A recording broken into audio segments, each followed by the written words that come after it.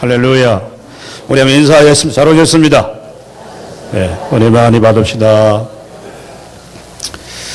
자, 오늘 우리가 지난주에 이어서 구원이 무엇인가를 말씀을 드리려고 합니다.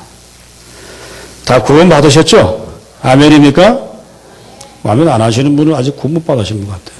아멘입니까? 네. 1998년으로 기억되는데 제임스 카메론이 감독이었던 타이타닉이라는 영화를 우리가 다 보시고 많은 감동을 받으신 줄로 압니다. 얼마 전에는 3D로 다시 리메이크가 돼가고 영화가 재개봉되는, 참 어쩌면 그 영화는 참 우리에게 많은 감동을 준 영화 가운데 하나입니다. 또 실제적인 역사적인 사건을 근거로 해서 만든 영화이기 때문에 더 큰 의미가 있다라고 생각합니다. 1912년 4월 이 타이타닉호라고 하는 이 배는 2200명의 여행객들을 태우고 런던을 출발해서 뉴욕항에 도착하게 되어져 있는 아주 큰 배입니다. 높이가 아마 아파트 20층 정도의 높이를 갖고 있고 길이가 260m 정도였다고 합니다. 그러니까 얼마나 그 당시 100년 전에 그런 배를 만들었다고 하는 것은 굉장히 호화스러운 그런 여객선 가운데 하나였죠. 그러나 결국 그 배가 대서양을 가다가 빙산을 만나서 결국 두동강에 나게 되고 3시간 만에 완전히 침몰하게 되는 것을 영화화한 그런 내용들입니다. 결국 선장과 1500명의 선객이 죽음을 당하게 되는 비극적인 사건이 일어나게 됩니다. 그 배에 성선했던 한 분 가운데 존 화이트라고 하는 목사님이 계셨습니다. 이분은 시카고 교회에 부임을 하게 되어서 그 타이타닉호를 타고 가시는 중에 그만 배가 파손되게 되어서 죽임을 당하게 됩니다. 근데 놀라운 사실은 뭐냐 하면 그 존 화이트 목사님을 통해서 그 생사를 넘나드는 삶의 현장에 그분에게 전도를 받은 사람이 나중에 시카고에서 D.L. 뮤디 목사님이 부흥 집회를 할 때 그분이 나와서 자신이 구원받게 된 내용들을 간증을 하게 됩니다.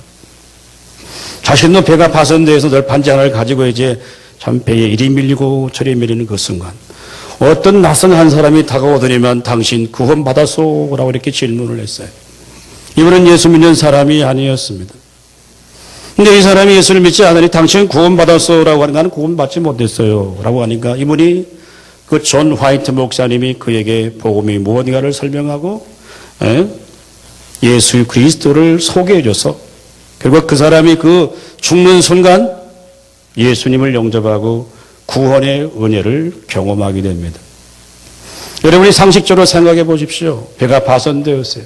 생사를 넘나드는 동안에 살려가는 생존 본능이 있다고 한다면 뭐 남에게 전도하고 뭐 남이 구원받는 게 무슨 상관, 내가 살아야 되는데 그런 절박한 순간 속에서도 죽음을 맞이하는 정말 두려움 속에서도 다른 사람의 영혼을 향해 당신이 구원받았습니까? 라고 묻는 그 절박한 상황 속에 한 사람이 놀라운 하나님의 구원을 경험하게 돼서 간증하게 되는 내용이 실제적인 사건이 있게 됩니다. 여러분, 우리가 상식적으로 이해되지 않지만 구원은 하나님의 은혜요, 하나님의 능력이기 때문에 죽음의 순간 가운데서도 절망의 낭떠러지 가운데서도 우리가 정말 구원의 확신과 감격이 있다고 한다면 우리는 세상을 이길 수 있는 줄로 믿습니다. 그래서 우리가 정말 받은 이 구원의 은혜, 이 감사와 감격을 이 세상에 빼앗기지 않아야 되는 거예요.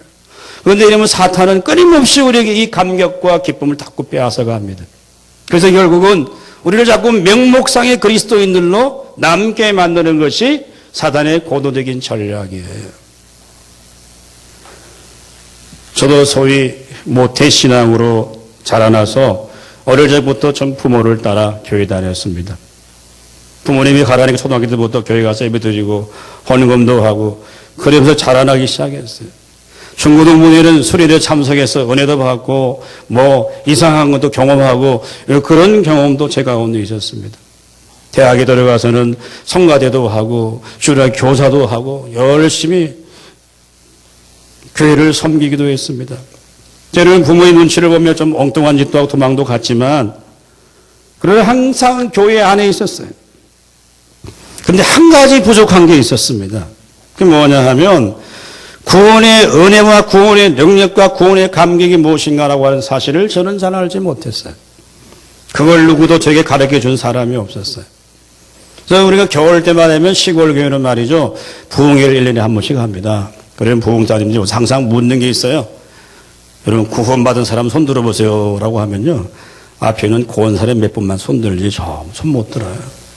저도 그냥 들까 말까 하다가 내 옆에 친구 바라보니까 못 들겠더라고요. 제가.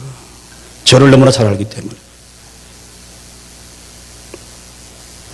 부모의 강요에 의해서 교회를 출석했지만 정말 구원이 하나님의 은혜로 십자가의 보혈로 말미암아 구원받아서 그 구원의 영적인 능력이 뭔가라고 하는 것을 저는 경험하지 못했어요. 그러나 제가 군에 가게 돼서 군에 들어가게 되어서 여러 가지 무역길이 있었는데 참 하나님이 제게 놀라운 증거와 간증을 제게 보여주셨습니다. 제가 군대 생활하면서 제가 성경을 일독했는 사람이에요. 그 옛날 힘든 군대 생활 속에서 성경을 일독해서 주일만 되면 이제 부대 밖에 교회를 가야 되는데 그 참 졸병 때는 교회 가기가 쉽지 않아요. 눈치 보면서 때로는 막 환자 소리 들어가면서 교회 다녀서 예배 드리는 것. 그게 그렇게 좋았습니다. 그래서 주일날 군대 생활 아무리 힘들어도 주일날 하나님 앞에 예배 드리러 간다는 것 자체가 제게 유일한 기쁨이고 소망이었어요. 처음으로 내가 밤에서 성경을 읽었어요. 그 성경을 일독했어요. 정말 어쩌면 제 인생 가운데 가장 하나님의 은혜를 많이 주신 그때가 전 군대 생활이에요. 옛날에는 가기 전에 가끔씩 술도 한 잔씩 먹었는데 그때 가서는 싹 그냥. 그래서 제가 제대를 했습니다. 제대를 하고 하룻밤 자고 나가서 그 다음 날부터는 제가 새벽 기도를 나갔어요. 저희 아버지가 놀래더라고. 자가 와카노를 하시더라고요. 그래서 제가 교회 새벽 기도를 갔는데 교회 어르신들이 저를 보고 아이고 제가 군대 갔다 오더니 뭔가 좀 이상해졌다. 애가 돌았는지 이상해졌는지. 그래서 제가 6개월 동안 복학하기 전에 군대 가서 새벽 기도 갔어요. 참 하나님 은혜를 많이 주셨습니다. 이전에 알지 못했던 기쁨과 감사가 제 마음에 넘치고 하나님을 인하여 누리는 감격과 기쁨이 넘치게 돼서 어쩌면 제가 하나님께 목회자로 부름받는 어떤 중요한 동기가 되기도 하고 원인이 되기도 합니다. 사랑하는 여러분, 정말 이 영광스러운 구원의 감격과 그 은혜가 날마다 우리의 심령 속에 넘칠 때 우리는 세상을 이길 수 있는 줄로 믿습니다. 예수 그리스도의 복음은 우리가 구원을 받기 위해서 우리가 한 일이 아무것도 없다고 말해요. 구원은 그저 우리에게 값없이 주시는 하나님의 선물입니다. 그래서 성경은 인간 스스로 어떤 구원을 만들 수도 없고 이룰 수도 없다고 항상 정의해 주고 있어요. 오늘 읽었던 말씀처럼 너희가 그 은혜를 인하여 믿음으로 말미암아 구원을 얻었나니 이것이 너희에게 난 것이 아니라 하나님의 선물이라고 했어요. 오늘 우리가 이 본문 말씀을 읽고 나누면서 정말 여러분이 구원의 확신을 가질 수 있기를 주님의 이름으로 축원합니다. 자, 오늘 말씀 8절 다시 한번 읽겠습니다. 시작. 너희는 그 은혜에 의하여 믿음으로 말미암아 구원을 받았나니 이것은 너에게 난 것이 아니요 하나님의 선물이라. 우리 한번 따라합니다. 구원은 하나님의 선물이다. 자, 오늘 본문 8절에 2장 8절에 중요한 네 가지 단어가 나옵니다. 은혜, 믿음, 구원, 선물이라고 네 가지 단어가 나옵니다. 즉 구원을 받게 된 것이 오늘 본문에 보면 그 은혜를 의하여 은혜에 인하여 전에는 은혜로 말미암아 뭐 같은 의미인데 은혜에 의해서 믿음으로 말미암아라고 했습니다. 여러분 은혜가 뭡니까? 자주 말씀드립니다. 은혜는 뭐냐면 도저히 받을 자격이 없는 사람에게 베풀어 주시는 호의가 바로 은혜라고 하는 거예요. 자격이 있는 사람에게 주는 게 아닙니다. 전혀 받을 자격이 없는 사람에게 하나님이 일방적으로 베풀어 주시는 하나님의 사랑은 은혜예요. 그러니까 우리가 구원을 받게 된다고 하는 것은 그 원인이 어디 있냐고 하면은 하나님의 은혜라고 하는 거예요. 즉 믿음은 하나님의 은혜로 구원의 손길을 하나님께 내미는 겁니다. 자, 쉽게 설명합니다. 맞던 사람이 물에 빠졌어요. 그래서 119 대원들이 달려왔습니다. 물에 빠져 어떻게 구이 됩니까? 구명보트를 던질 거 아니에요. 그러면 자기도 그냥 그 죽음의 순간 속에서 그냥 손을 덥석 내서 보트를 잡는 게 그게 그 믿음이에요. 그 믿음. 자, 너희가 그 은혜로 인하여 믿음으로 말미암아 구원을 얻었나니 라고 했습니다. 자, 우리가 혼동하지 말아야 될 게 뭐냐면 믿음은 두 가지입니다. 첫째는 이처럼 구원을 얻는 믿음이 있고 구원받은 하나님의 거룩한 백성이 신앙의 생활을 감당해 나가면서 믿음을 갖는 걸, 그 믿음과는 다른 걸, 구원을 얻는 믿음과 구원받은 백성이 신앙의 삶의 현장에서 하나님을 신뢰하고 하나님을 의지하고 그 믿음을 갖고 가는 것은 별개의 문제입니다. 자, 오늘 본문에 얘기하는 것은 뭐냐면 지금 믿음이 우리의 구원의 조건이 되는 게 아닙니다. 내가 믿었기 때문에 구원받고 내가 안 믿었기 때문에 구원받는 게 아니에요. 나는 믿어서 구원받았는데 저 성도는 안 믿어서 구원 못 받아. 왜 빨리 믿으라. 이게 아닙니다, 여러분.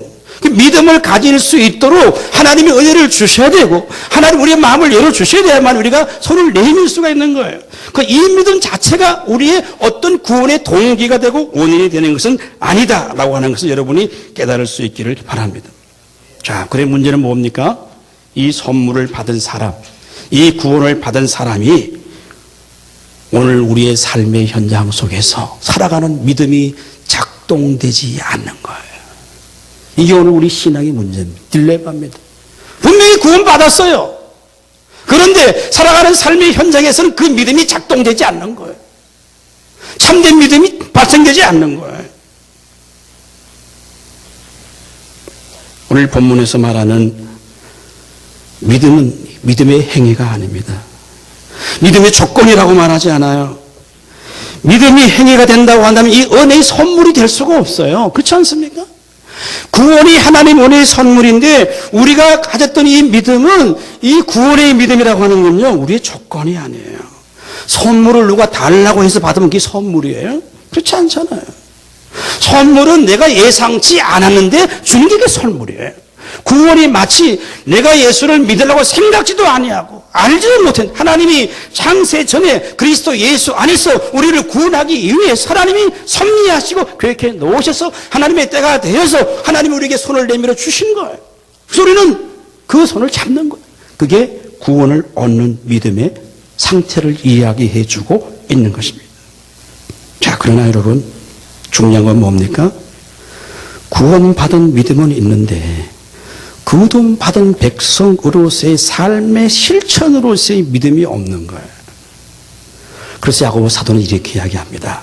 야고보서 2장 26절 다 같이 읽어봅니다. 시작.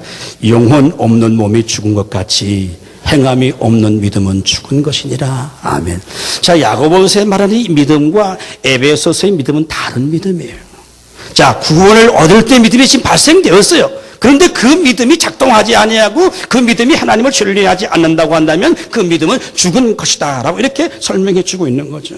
야, 우리가 잘못하면요 귀신들도 믿는 그 믿음을 가질 수가 있어요. 우리가 복음서를 읽어보세요.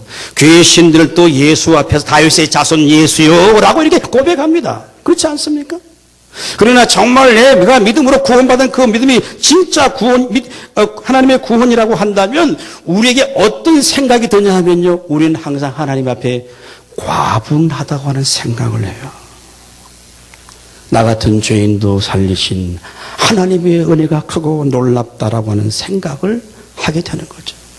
오늘 우리가 305장 찬양을 우리가 나 같은 죄인 불렀습니다만 어메이징 그리스 나오는 존 뉴턴이라고 하는 사람은 아프리카의 노예를 사서 영국 시장에 와서 팔아먹는 선장이에요. 그런데 참 똑같은 일을 반복해 하다가 대서양에 노예들을 싣고 오다가 그냥 파선을 만나는데 그 폭풍우 가운데 이 존 뉴턴만이 살아남게 됩니다. 그래서 그는 자신은 놀라운 하나님의 은혜를 경험해요. 그래서 어떻게 하냐면 하나님이 나를 살려주셨다라고 확정된 증거를 가지고 결국 이 존 뉴턴이 나중에는 성공의 목사가 되고 목회를 합니다. 그래서 놀라운 하나님의 은혜를 고백하게 되는 거죠. 여러분 사도 바울을 생각해 보십시오. 사도 바울이 어떤 사람입니까? 예수 믿는 사람 잡으러 가고 또 공문을 가지고 다메섹까지 올라가고 정말 이를 갈았던 사람이에요. 스데반의 순교의 현장을 지극히 당연한 걸로 지켜보았던 그 사람을 정말 다메섹에 주님이 만나주시는 거예요. 은혜를 베풀어 주시는 거예요.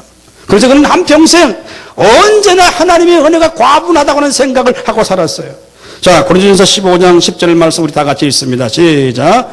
그러나 내가 나된 것은 하나님의 은혜로 된 것이니 내게 주신 그의 은혜가 헛되지 아니하여 내가 모든 사도보다 더 많이 수고하였으나 내가 한 것이 아니요 오직 나와 함께 하신 하나님의 은혜로다. 아멘.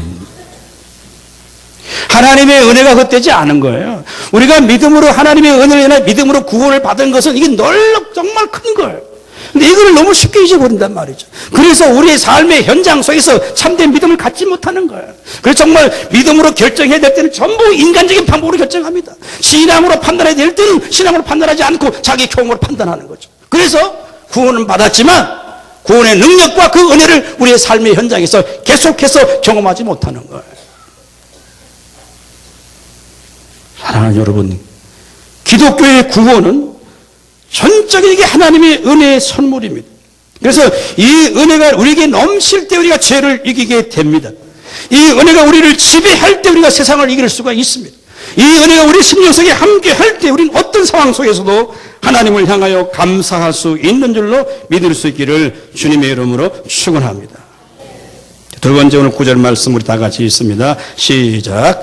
행위에서 난 것이 아니니 이는 누구든지 자랑하지 못하게 함이라. 아멘. 따라합니다. 구원은 나의 행위로 얻는 것이 아니다.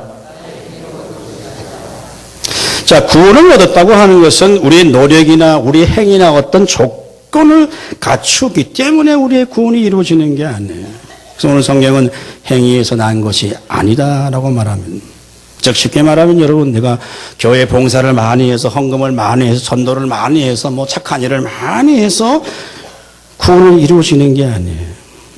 근데 이 세상의 모든 종교는 자력 구원입니다. 쉽게 말하면 내가 착한 일 많이 하고 선한 일 많이 하고 남 많이 도와줘 그런 선한 일을 많이 하면 뭔가 죽어서 좋은 곳에 갈 것이라는 그런 기대를 갖고 있어요.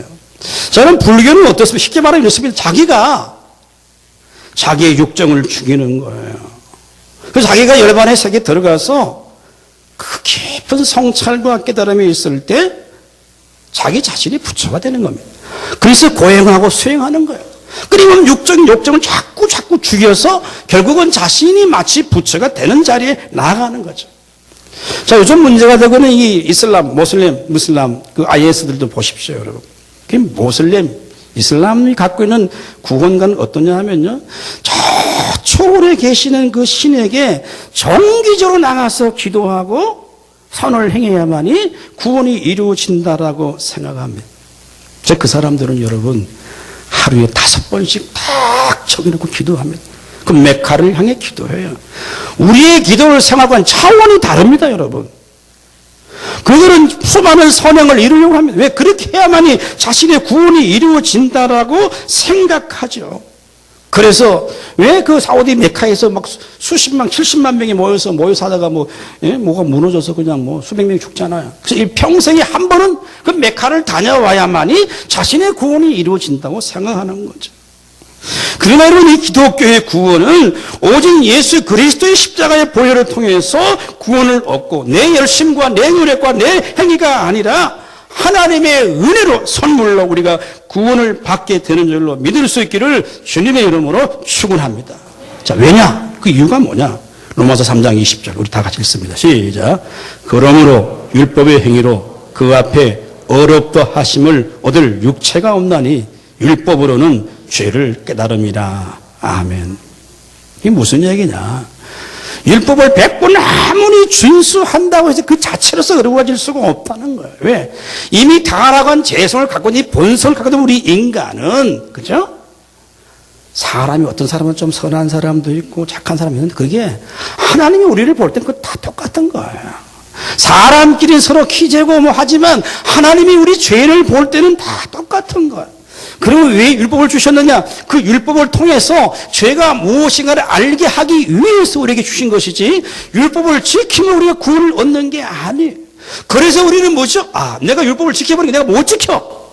율법을 다 지켜서 믿는 게 아무도 없습니다. 오직 예수님 외에는 없어요. 그래서 우리는 어디로 갑니까? 예수님 앞으로 가는 거예요. 그래서 우리가 주님이 십자가에서 우리 보혈의 피를 흘려주시고 우리를 구원하신 그 십자가의 능력을 믿을 때 하나님이 우리를 구원해 주시는 거예요. 자, 우리가 구원 얻기 전 상태가 지난주에 말씀드렸어요. 허물과 죄로 죽었던 우리를 살리셨다고 말씀합니다. 그래서 이제 우리를 예수의 새로운 생명이 우리 속에 들어와서 우리가 새로운 피조물이 되는 게 구원의 출발이에요. 자, 고린도후서 5장 17절 우리 다 같이 읽습니다. 시작. 그런즉 누구든지 그리스도 안에 있으면 새로운 피조물이라 이전 것은 지나갔으니 보라 새 것이 되었도다. 아멘. 여러분, 문제는 뭡니까? 이 은혜를 자꾸 잊어버려요. 이 은혜를 잊어버릴 때 나타나는 현상이 뭐냐 하면 자기를 자꾸 차별화시키고 싶어요. 나는 당신들과 달라. 수준이 달라. 영적인 삶도 마찬가지예요. 나는 벌써 영적인 수준이 달라. 당신들하고는 달라. 여러분, 그러나 예수의 복음은 우리를 차별화하지 않습니다. 은혜가 자꾸 떠나면 자기를 자꾸 드러내고 자꾸 자랑하고 싶은 게 많아져. 은혜가 임하면 임할수록 자기 죄가 더 많아지기 때문에 늘 주님 앞에 나가 자기가 죄인임을 고백할 수밖에 없는 거예요. 여러분, 예수님은 유명한 비유를 듭니다. 누가복음 18장 여러분 9절 이하에 보면요. 자, 이런 말씀 읽어봅니다. 시작.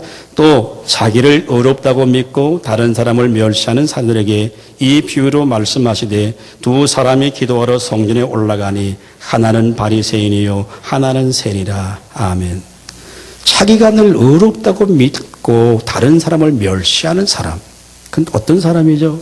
바리새파 사람들이에요. 그게 하나님 앞에 나가서 기도할 때 어떻게 하나님 나는 다른 사람과 빼앗지 않고 불의도 하지 않고 간음하지 않고 일주일에 3번씩 금식합니다. 11조 합니다. 내가 다 했습니다. 하나님 나는 저 세리 같지 않음을 내가 감사합니다. 그렇게 기도했어요. 그럼 세리의 기도는 어떤 기도예요? 다른 사람과 늘 차별화시키는 자신의 우월성을 하나님께 드러내는 기도거든요. 그러나 세리는 어떻게 기도합니까? 감히 눈을 들어 하늘을 쳐다보지도 못하고 가슴을 치며 이르되 하나님의 나를 불쌍히 여겨 주옵소서. 나는 죄인이로소이다. 그 한마디 했어요. 기도해서 돌라고 한 거 없어요. 주님은 비유를 어떻게 말합니까? 누구의 기도를 들으셨냐는 거예요. 세리의 기도를 들은 게 아니고 바리새인의 기도를 들은 게 아니고 이 세리의 기도를 들으셨다고 주님 말씀하는 거예요. 자, 오늘 이 성령의 비유는 우리에게 무엇을 가르쳐주고 있습니까? 구원이 정말 우리에게 행위 나지 않고 하나님의 은혜의 선물이라고 한다면 주님 앞에 나올 때마다 우리는 겸손해지지 않을 수가 없어요. 죄인으로 주 앞에 나오는 거예요. 그래서 우리는 누구를 정죄하고 누구를 판단할 그런 자격이 우리 가운데 없습니다. 오직 하나님 그분 외에는 우리를 판단하고 우리를 정죄할 자가 없어요. 우리는 다 함께 죄인이기 때문에 서로 섬기고 서로 존중하고 서로 나보다 더 나았게 이기는 삶을 살아가는 것이 그게 구원받은 성도의 삶인 줄로 믿을 수 있기를 주님의 이름으로 축원합니다. 어떤 교회에 성도가 큰 죄를 범했어요.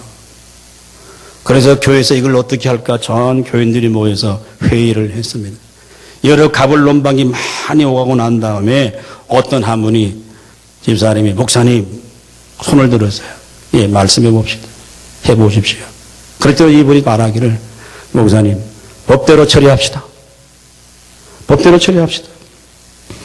그런데 목사님이 웃으면서 이런 말씀을 하셨다고 합니다. 네, 법대로 처리했으면 집사님은 벌써 지옥 아랫목에 갔을 것입니다. 우리는 하나님의 법대로 안 했기 때문에 이 자리에 와 있는 겁니다. 이 말을 오해하면요, 교회는 법도 필요 없다라는 이야기 절대 안 해요. 교회는 법이 있고 원칙이 있고 질서가 있습니다. 그러나 우리가 항상 잊지 않아야 할 게 뭐냐 하면 법보다 우선하는 게 하나님의 은혜고 법보다 내가 우선하는 게 교회의 덕이고 교회 유익이에요. 이건 법을 무시하라는 얘기가 아닙니다, 여러분. 무슨 얘기를 제가 하고 싶냐고 하면 정말 구원받은 하나님의 거룩한 백성은 예수의 생명이 있는 자는 이 땅에서 법보다 하나님의 은혜를 더 소중히 여길 수 있는 줄로 믿을 수 있기를 주님의 이름으로 축원합니다. 그래서 이 하나님의 은혜가 떠나면 자꾸 자기를 드러내야 돼요. 나타나야 돼요. 자기는 의롭다, 자기는 완전하게 자꾸 각인시키려고 하면 할수록 다른 사람을 낮춰야 돼요. 사랑하는 여러분, 우리의 구원은 우리의 의로 행위로 얻는 것이 아님을 믿을 수 있기를 주님의 이름으로 축원합니다. 자, 마지막 10절 말씀 우리 다 같이 읽습니다. 시작. 우리는 그가 만드신 바라 그리스도 예수 안에서 선한 일을 위하여 지으심을 받은 자니 이 일은 하나님이 전에 예비하사 우리로 그 가운데서 행하게 하려 하심이니라. 아멘. 따라합니다. 구원은 예수 그리스도 안에서 새로운 삶의 시작이다. 자, 오늘 본문 9절에 구원이 우리의 행위로 난 것이 아니다. 전혀 관계없다고 말씀했어요. 그런데 오늘 10절 말씀을 읽어보면 이 10절 말씀은 왜 우리를 구원해 주신 이유와 목적이 무언가를 지금 말하고 있습니다. 오늘 10절을 읽으면요, 뭔가 행위를 많이 해야 될 것처럼 그렇게 지금 이야기를 해주고 있어요. 오늘 10절 이렇게 시작합니다. 우리는 그의 만드신 바라라고 했는데 아주 쉬운 성경이나 공동 번역을 보면 이렇게 번역합니다. 우리는 하나님의 작품입니다. 라고 이렇게 번역을 해놓았습니다. 그게 어쩌면 더 많이 가까이 와닿습니다. 참 놀라운 선언이에요.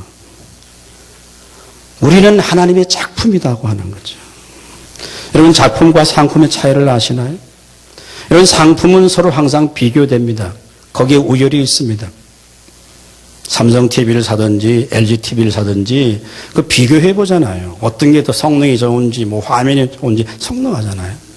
그러나 작품은 뭡니까? 작가의 정신과 혼이 들어가 있는 거예요. 그렇기 때문에 작품은 사실은 비교할 수 있는 게 아닙니다.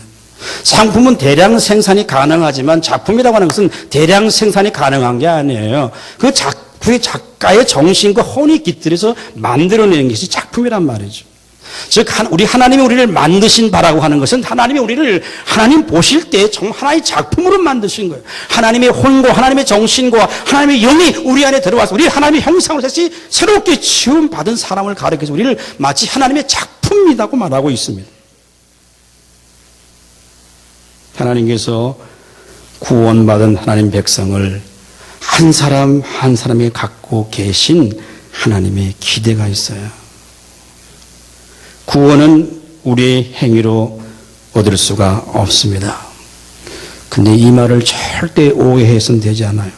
이 말을 오해하면 행위는 다 필요 없구나 이렇게 생각할 수가 있는데 여러분, 이건 굉장히 잘못된 생각이에요. 오늘날 우리 구원받은 주님의 거룩한 백성들이 구원의 이유와 구원의 목적을 잃어버린 사람이 너무 많아요. 내가 정말 하나님의 은혜로 구원을 받았다면, 구원이 하나님의 선물이라고 한다면 우리의 삶이 하나님 앞에서 선한 행위를 통해 하나님께 영광과 찬송이 되어야 될 줄로 믿습니다. 왜요? 우리는 예수 믿고 구원받아서 이제 예수의 생명이 우리 안에 들어와서 이제 신앙의 새로운 출발을 한 거예요. 이게 구원의 완성이 아니에요. 그래서 구원받은 사람은 이 종교적인 삶을 사는 게 아닙니다. 우리의 삶 자체가 하나님의 선한 일을, 외소리를 지워주시고 우리를 붙들어 주셨어요. 자, 그러면 구체적으로 이 선한 일이 도대체 뭐냐고 하는 거예요. 선한 일은 이렇습니다. 하나님에 대한 의무를 다하는 것이고, 사람과 사람 관계 의무를 다할 때 그 사람이 선한 일을 하는 사람이에요. 하나님과 관계를 어떻게 이루어집니까? 구원받은 거룩한 백성이 하나님을 정말 전심으로 예배하고 그분의 뜻을 쫓고 그분을 따르려서 하나님의 관계와 점점점 새로워지는, 개선시켜 나가는 것이 구원받은 백성의 삶의 이유고 목적입니다. 더 쉽게 말하면 하나님을 더 잘 섬기라고 우리를 구원시켜 준 거예요. 하나님을 더 잘 예배하라고 우리를 구원시켜 주시는 거죠. 그 다음에 그것만 하는 게 아니에요. 나와 관계된 모든 사람과의 관계를 회복하는 거예요. 어려운 사람들을 내가 긍휼히 여기는 마음을 가졌는 거예요. 남을 나보다 더 낮게 여겨주는 거예요. 상처받고 고통받은 사람이 내 위로가 필요한 나를 통해 그 사람이 위로가 되어주는 거예요. 그게 선한 일이에요. 그거 많이 하라고 우리를 부르시는 거예요. 내 물질을, 내 시간을 들여서 내 이웃을 평균케 하고 하나님을 기쁘게 하는 그 거룩한 일에 더 많이 행하라고, 더 선한 일을 하라고 우리를 불러서 구원시켜 주시고 하나님 백성 만들어 주신 줄로 믿을 수 있기를 주님의 이름으로 축원합니다. 여러분, 진짜 은혜로 구원받은 사람은 하나님과 사람과의 그 관계를 개선시켜 나가고 회복시켜 나가는 거예요. 내 안에 악한 영, 더러운 영을, 거짓된 영을 하나님의 영이 몰아내고 내 삶의 주인이 하나님이 되시는 거예요. 내가 예전에 같이 있던 그것을 내려놓고 그 그리스도 안에 새 사람을 입은 사람이, 그분이 나의 주인이고 내 인생의 주인이라고 한다면 그분의 통치를 받으며 살아가는 거예요. 그 발걸음을 옮기고 그 삶이 성숙되어 나갈 때 이전에 알지 못했던 하나님의 은혜와 영광을 날마다 맛볼 때 우리는 예수 안에 있고 구원 안에 있는 것이 우리의 최고의 행복이요 기쁨을 누릴 수 있기를 주님의 이름으로 축원합니다. 우리가 왜 교회 나오나요? 구원 받으려고 교회 나오는 거 아닙니다. 윤리적인 거룩한 삶을 살게 나오는 게 아니에요.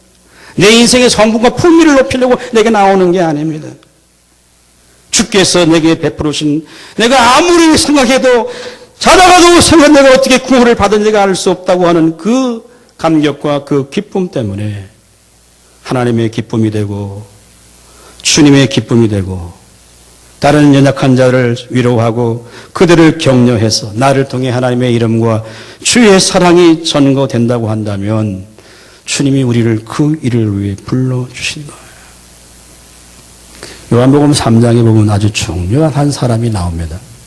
니고데모라고 하는 사람인데 이 사람은 바리새인 중에 바리새인이고 율법사고 당시 사내들인 공회의 최고의 의원이고 우리말로 하면 최고의 종교 지도자 가운데 한 사람이었던 사람이 그 사람이 거듭난다고 하는 의미를 알지 못했어요. 그래서 밤에 다른 사람의 눈을 피해서 예수님께 나옵니다. 선생님, 어떻게 해야 내가 영생을 얻을 수가 있습니까? 라고 이렇게 예수님께 질문을 해요. 근데 예수님이 요한복음 3장 5절 이렇게 말씀합니다. 우리 다 같이 읽어봅니다. 시작. 예수께서 대답하되 진실로 진실로 내게 이르노니 사람이 물과 성령으로 나지 아니하면 하나님의 나라에 들어갈 수가 없느니라. 아멘. 자, 이 니고데모는 무슨 생각을 가졌습니까? 율법 열심히 준수하고 암송 두부를 열심히 하고 종교적인 행위를 많이 하면 영생을 얻을 것으로 생각했지만 주님은 뭐라고 말합니까? 사람이 물과 성령으로 거듭나지 아니하면, 거듭난다는 것은 영어 성경에 born again입니다. 다시 태어난다. 영적인 출생을 해야 된다고 하는 거예요. 그러지 아니하면 너희가 하나님 나라를 볼 수가 없느니라 주님 말씀합니다. 예수님 말씀합니다. 당신이 나를 찾아온 것은 권세도 아니고 출세도 아니고 영혼의 문제도 아니고 거듭나야 된다고 말하고 있어요. 이런 세상적으로 볼 때 아무리 보잘것없는 인생이라 할지라도 주님, 저는 정말 주님밖에 바라볼 수 없는 죄인입니다.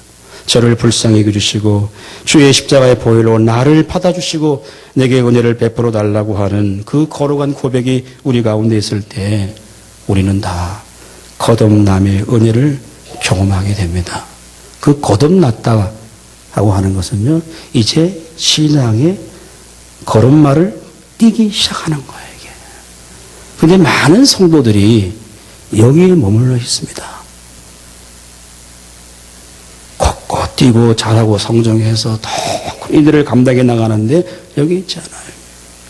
제가 이 말씀을 준비하며 이런 생각을 해보았어요. 저도 좀 그림을 그린 사람이기 때문에 여러분, 작품이라고 하는 똑같은 작품이지만 여러분, 어떤 작품은요 필요가 없어서 창고에 처박혀서 문지가 푹 쌓여서 있는 작품 많이 있습니다. 똑같은 예술가 그린 작품이지만 어떤 작품은 창고에 처박혀서 문지 푹 쌓여서 썩어져가는 작품이 있어요.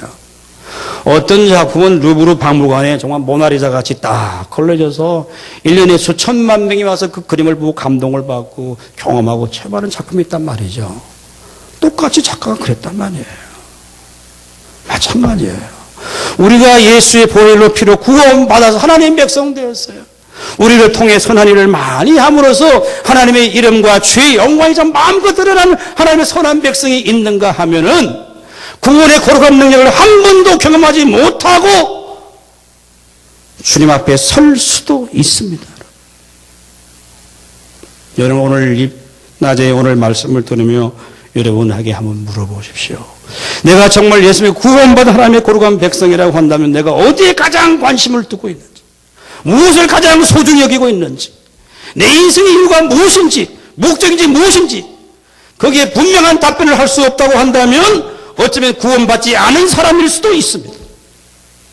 이 목사 공갈 치는 게 아니에요. 구원은 전적인 하나님의 은혜의 선물입니다. 우리의 행위로 누구든지 받을 수가 없습니다. 자, 그러나 구원받은 주님의 거룩한 백성은 영적인 새로운 시작과 출발이 있기 때문에 하나님이 원하시고 기뻐하시는 선한 일을 위해서 우리가 더 많이 구원을 이루기 위해 하는 게 아닙니다. 받은 은혜의 감사 때문에 섬기고 나누는 거예요. 그래서 우리가 그 믿음을 가져야만이 하나님의 기쁨이 되는 거예요. 그래야만이 하나님이 우리 살아계시기 때문에 우리의 인생도 우리의 모든 삶도 그 선한 일을 행해 나갈 때 그 선한 행위에 따라서 하나님이 복을 주시기도 하고 때로 우리를 징계하시고 심판하시기도 하는 거예요. 말씀을 정리합니다. 구원은 정말 놀라운 하나님의 은혜의 선물인 줄로 믿을 수 있기를 주님의 이름으로 축원합니다. 이 은혜가 헛되지 않아야 돼요. 주님이 우리를 위해 십자가의 보혈은 피를 내신 이 보혈의 피가 그냥 어떤 한 사람이 죽은 게 아닙니다. 여러분 알겠습니까? 이건 하나님께 아들을 갑자기 그냥 아이고 안 되겠다 얘들 구원하려고 그냥 자기 아들을 매단 게 아닙니다. 하나님이 정말 하나님의 구원의 역사 속에 기다리고 숫대를 이루어서 그 아들을 십자가에 그를 매달지 않으면 우리를 구원하시는 방법이 없어요. 그래서 하나님의 아들 예수 그리스도의 보혈의 피를 뚝뚝뚝 흘리게 하고 그의 살집을 다 찢어서 저와 여러분을 구원하신 이 은혜를 헛되이 받으면 어떻게 되겠습니까? 하나님의 구원은 하나님이 이루신 이 우리 구원받은 거룩한 백성들이 이 땅에 살면서 하나님의 은혜를 헛되이 받지 않고 주의 주신 그 은혜 앞에 우리가 겸손히 주를 섬겨나갈 때 세상 사람들이 알지 못하는 기쁨과 감격을 누려야만이 이 세상을 이길 수가 있는 거예요. 돈 많다고 되는 게 아닙니다. 출세했다고 되는 게 아닙니다. 우리 심령의 주님의 은혜가 우리 가운데 임해야만이 우리가 죄를 이길 수 있고 세상을 이길 수 있는 성도의 삶이 될 수 있기를 주님의 이름으로 축원합니다.